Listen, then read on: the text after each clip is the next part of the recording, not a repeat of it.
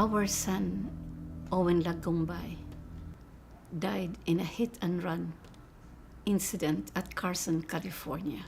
Owen Lagumbay was a very special person because he was my son and I loved him dearly. He was also a very special person because he cared for others.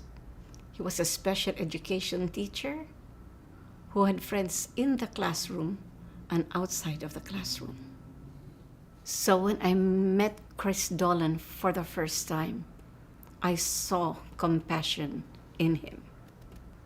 The team that Chris Dolan has worked very cohesively with each other, gave it the best shot that they could.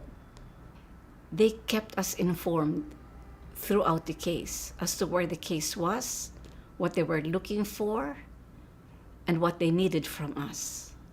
So there was an open communication. I would absolutely recommend the Dolan Law Firm to anybody who would need legal help, because I feel compassion and I feel that they are there to really help us. The monetary factor is not the most important factor. It was the compassion that attorney Dolan, Christopher Dolan, made us feel. Because at the end of the day, it is the relationship that counts.